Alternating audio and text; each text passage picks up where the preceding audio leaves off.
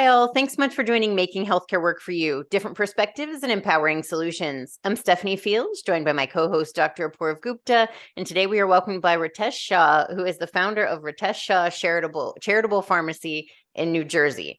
This is an incredible story that just comes from love, passion, everything good. And so it was inspired out of heartbreak. You are a longtime pharmacist, but the vision for this pharmacy and getting to opening the doors April 15th of 2022 came from the loss of your sister. So why don't you tell us about that journey? Thank you, Stephanie, and thank you, Dr. Gupta. It's good to be here on your channel. As a pharmacist, I am always there in a community filling prescription and seeing healthcare needs for those who don't have insurance and those who have insurance. And, been pharmacist for more than 2 decades and practicing in the community. And we have seen pandemic and we've been through pain and all that. Something that happened personally in my life, which I lost my baby sister, Reina, was 43, that has inspired me to open up first and only charitable pharmacy in the state of Jersey, in the community where I had spent more than 25 years of my life to just honor her soul, just to pay tribute to her. Uh, you know, the pharmacy is for the customers, those who are living 300% below federal poverty line. And for those who don't, I'll put it this way, those who have to decide whether they want to put food on the table or save that money to buy medication, we are there for them. This is the pharmacy, which is a temple for us. And life-saving medications, which is from diabetes, blood pressure, and heart disease and mental illness, are dispensed at no cost to the underserved, uninsured, undocumented people, those who lives in our neighborhood. I don't know if you mind sharing the story of, you going over to India to see your sister and unfortunately missing her. And then also your dad was a diabetic. So it's being able to have access to these medications is incredibly personal to you. That is correct. Grandpa, dad, and I'm also a diabetic. And something that I always wanted to do in a community is educate our community, especially South Asian community, by doing seminars, which we've been doing it. Dad was a diabetic, and we lost him about five years ago. But during pandemic, a promise that a brother made to the sister to meet her during our festival, went to India in October 2021. There was a surge of COVID and she contracted virus. She was diabetic and we lost her. And it was something shook us up. Life became different. And we thought, how do we honor her, and how do we make sure that no one goes through the pain that we went through because they didn't have medication access. So this is how the charitable pharmacy thought came into mind, and this charitable pharmacy was born after her service in India. When I came back to my hometown, my wife and I decided to donate our building for this purpose. And my wife was a pharmacist, was a volunteer there full time, gives her services no cost. And this pharmacy was born. We have currently about 250 plus medications that we dispense at no cost to the patients, those who are underserved. Yeah. Ritesh, it's clear, when you speak so full of love and connection. You had mentioned your sister's, a story to us earlier, and Reina, and it sounds like she's still with you, because every time you tell the story, I've heard it now 2 or 3 times from you, the element of connection is so vibrant. It's just so alive. So hopefully you feel that way. I know that there could be a sense of this sadness and separation, but I think in what you're doing for her as a legacy, and certainly the way in which you carry this forward, to me, it comes across, having just met you, that she's there with you, in full force and spirit. So thank you for sharing that story. I know it must be hard for you.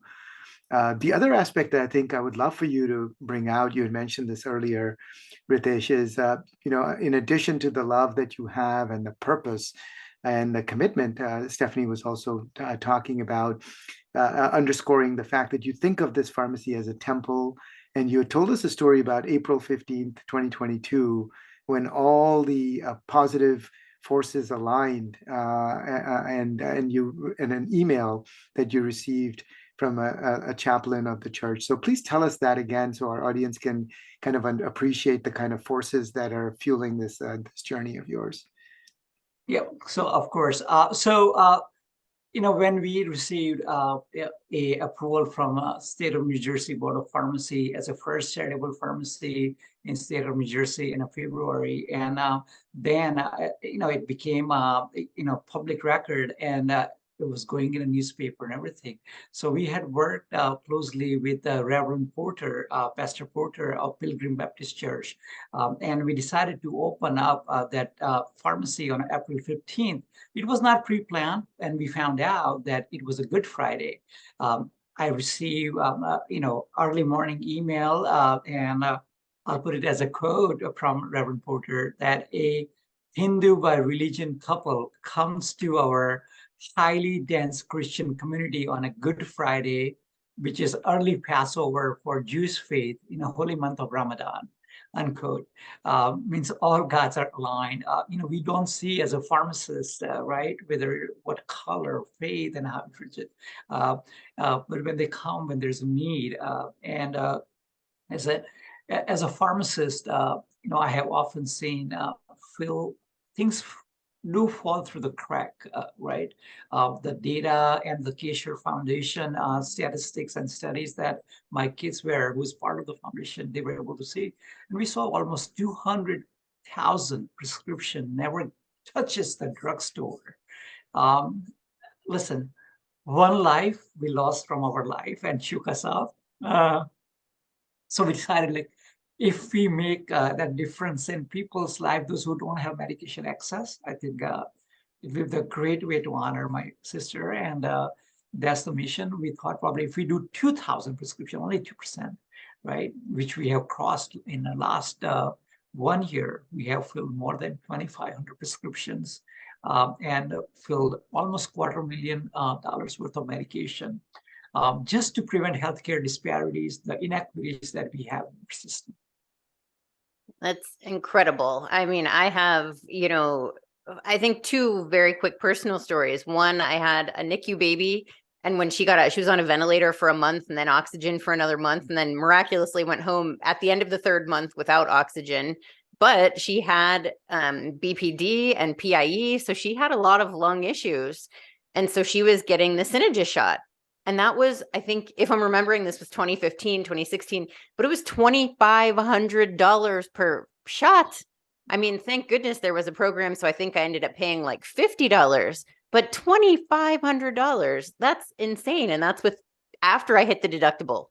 And then my dad was a diabetic, a type 1 diabetic. And one time he dropped his insulin in dishwater and didn't refill it. He just was rationing it. And didn't tell anybody, because he didn't want to have to say, I can't afford to go get this. I don't know what to do. So he was just trying to figure it out, which reminded me of a story that you told us about you and your wife and working in pharmacies previously, because she's also a pharmacist, that you said you'd say, okay, this is $86 for a bunch of different prescriptions. And then they'd say, well, I have 46. And then it becomes, okay, well, maybe I can do without this one. Or if I take this one this way, then I can make this last. And you said you'd end up just taking that, giving them the medication and writing off that as a loss, because there is such an intense need for that. I mean, how has this transformed the lives? You said just a second ago, $250,000 worth of medicine, which is remarkable. How has this uplifted the community? Because there is no chance that you and the infectious nature that you have brought to that pharmacy, to your temple, has not transformed this community over the last year. I'll give you a couple testimonials of a couple patients, those who are still coming. April Santiago, who is on 7 medications, heart and mental illness, and her insulin. and living on a social security check and also has to pay the mortgage. She always told us and comes in with the blessings and singing songs to our drugstore. She said, I will not be on this earth if I'm not coming to this temple every month to get our medication. And rationing prescription, almost every pharmacist has seen this in their practice, those who are in a community setting, because they struggle and they cannot afford to buy medication. And as you said, their copay, their deductible to meet. Listen, I have honor as my legacy as a CEO of Legacy Pharmacy Group. I meet our pharmacy owners. We have about 600 of them, and I meet them and we exchange our thought process. And this has always been a missing piece. And I think it shouldn't be this way. Healthcare should not be this way. It should be coming as a regular normal. It should not be put it in a dollar or value form or where proposition a money can determine and your life can be put it in that age. Having charitable pharmacy, our mission, and completing that gap, it is just the first step forward. Listen, I can only do what is in my hand, how JFK said, right? On this earth, God's work has to be your own. So I'm trying to do what I can do.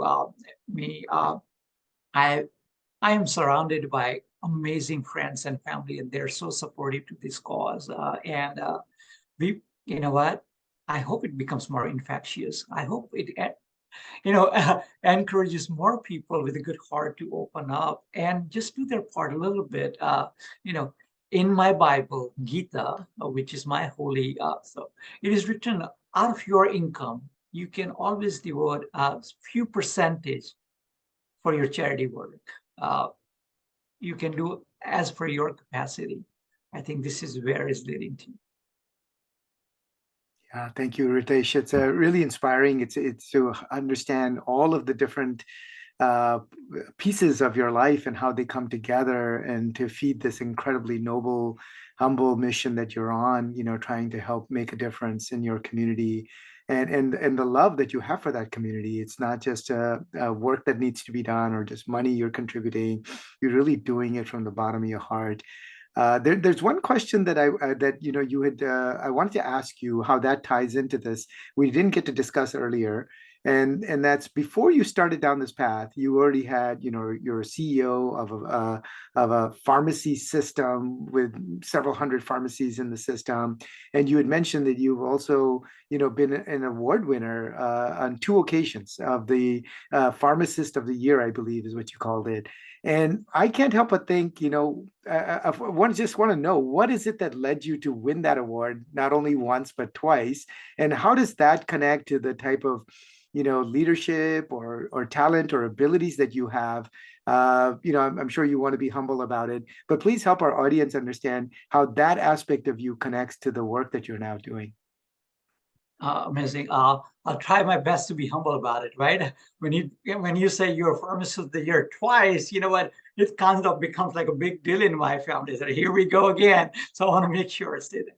But again, Apurva, it's just the nature, and that's where my heart was settled from beginning of my upbringing and just giving back to the community.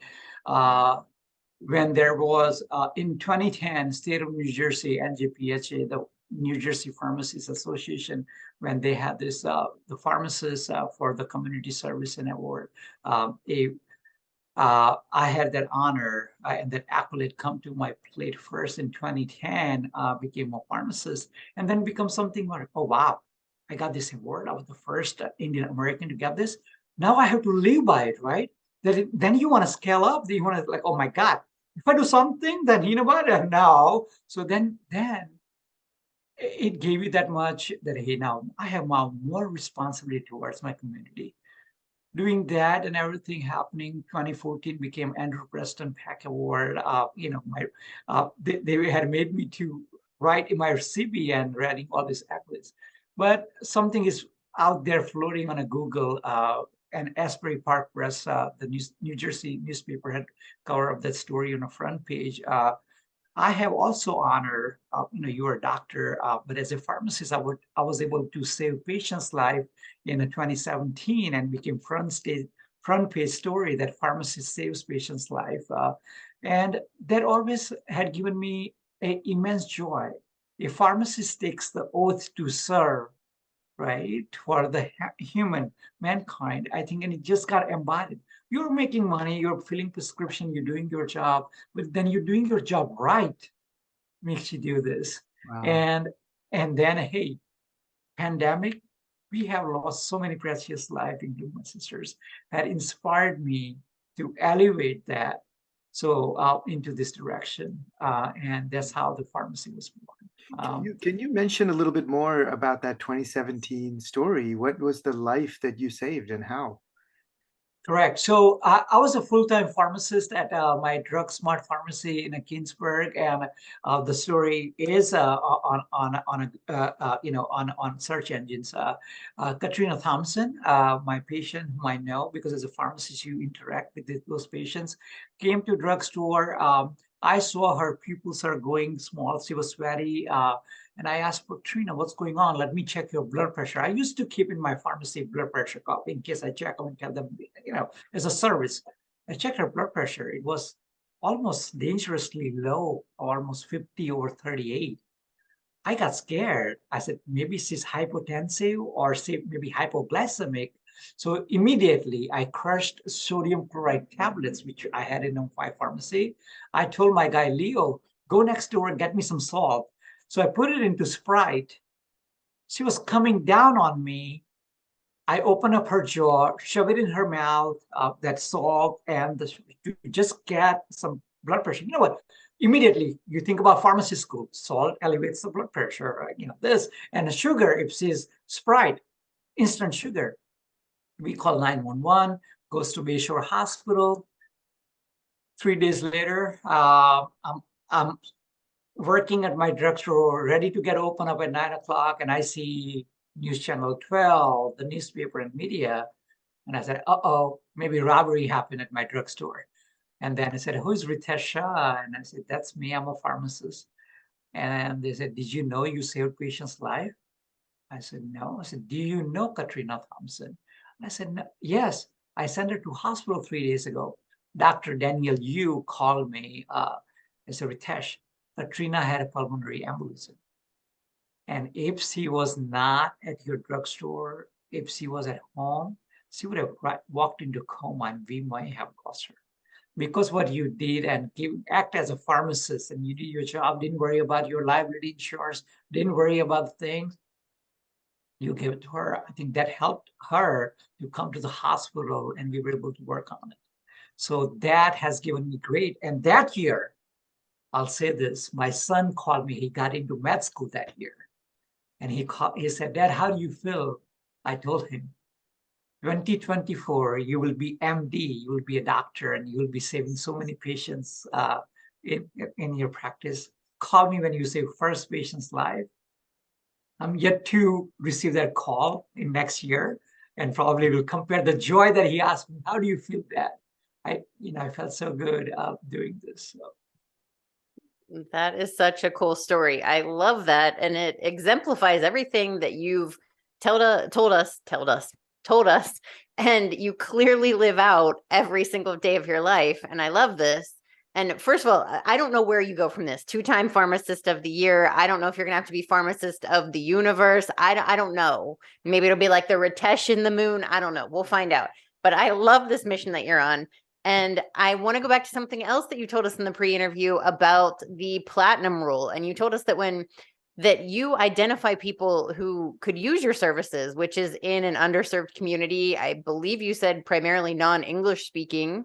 And you said you don't speak Spanish, but you still chose to serve a community doing good, even though you don't speak the language, which is incredible. But you said once they're identified as people who should be at your pharmacy and have that need, you also support them through your connections with other places in that city through toiletry bags and things like that, and providing anticipatory service to them so that they never need to ask.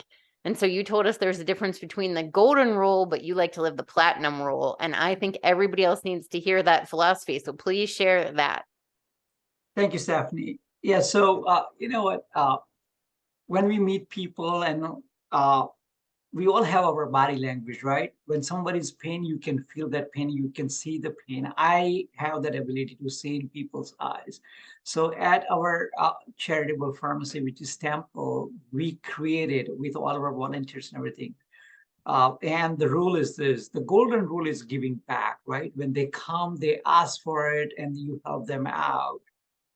But what is the platinum rule? In my eyes, the platinum rule is before they ask and you fulfill that, so they don't have to ask. So that's the platinum rule. So what we do, we have Gopal Civic Association food pantry within a pharmacy in a back section. So we create a bag of food, a canned food, a rice, a beans, a toothpaste. So when people, those who are coming to the drugstore, and when we see them, when we dispense the medication, we give them a bag of food and they look at it and they take it. So we know there's need, but they don't want to do this. They don't want to ask. There's a stigma, there's a fear. Let me tell you, when we open up the drugstore, people said, oh, it's one-time deal. We're not going to get blood pressure medication back and everything. So we were calling them. It's called medication therapy management, right? Compliance. We said, no, you can come back again. People have thought that we will take advantage of them because we are giving them something. So how do you break that fear?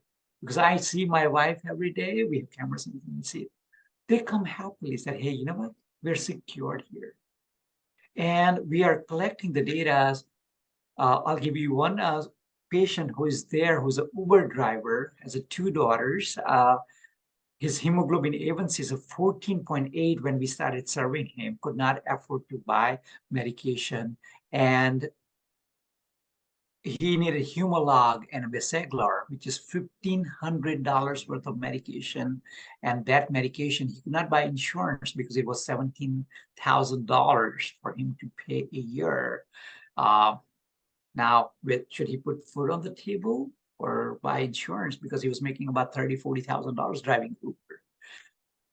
He found out about the charitable pharmacy through St. Peter's Hospital, and word of mouth, he came. We did his hemoglobin A1C. We've been serving him 8 months now. He's below 10. Doctor will appreciate this, those who are coming from 14 to going below 10. He thanks us. He has 2 beautiful daughters that he would like to put into college and they will be able to see him, because we know, I have seen with my dad with diabetes and going complications that can create, that I always talk about it, you know, your retinopathy, your heart gets messed up, your kidney gets messed up, peripheral neuropathy, your tingling in a feet, everything gets messed up. Diabetes is a disease, brings everything. So now you him unknowingly or knowingly, making his life beautiful. Now he can have good life. And I know for sure that he's thinking about us maybe once or twice a year, that this pharmacist did this, and that's a blessing. Yes, it's an incredible journey, Ritesh, and we've learned so much about you and how you're channeling all this incredible positive energy and love and faith together. I guess in the interest of time, maybe we'll keep it a little bit brief, but I just love your platinum rule. It just takes the whole idea of how we live to another level and embodies the, you know, what the meaning of compassion really and love, which is the ability to feel someone's need and then to act, to do something about it even before they're asking. I love that. Love that completely. Ritesh, maybe briefly, if you can just tell us, you've told us about some of the individual stories, your personal journey.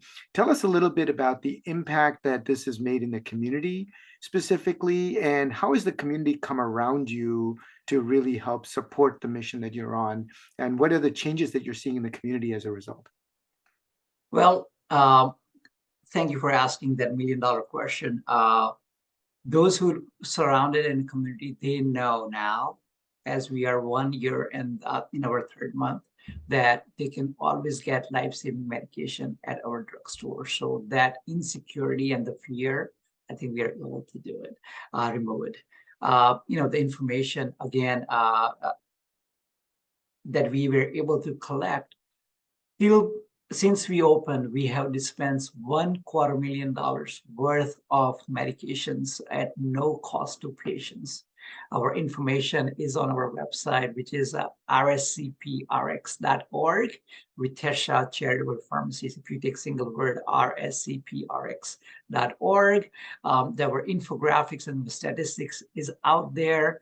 Our patient eligibility forms are out there that how they can qualify, those who are living under federal poverty line. And answering your second portion of our question, which is how community came around and supported cause. As I said, this is a self-funded, privately funded, and a family and friends funded. Dr. Apurva, $1 donation has came to our drugstore from the patient whose caregiver came to pick up the medication. We have that framed in our pharmacy. He said, hey, I only have $1. Can I donate so you can buy extra bag to dispense medicine? And we have received $1,000 donations from the people who we never met in our life. My volunteer pharmacist and clerk who've been volunteering there every Friday, just read our story in a newspaper. I never met her in my life. Volunteers there. And she has probably made in her house, cleaning her house, and she cleans our pharmacy and shelves and bathrooms. So any way and every way people get involved and they're doing this because they know, because this is the people who lived in a community giving back to the community. Remarkable story. Thank you so much for being here and sharing this. My pleasure. More power to you, Ritesh. It's such a powerful story. So hoping you will get much success on this journey. Thank you so much. Thank you all for watching. We'll talk to you soon. Bye-bye. Thank you. Take care.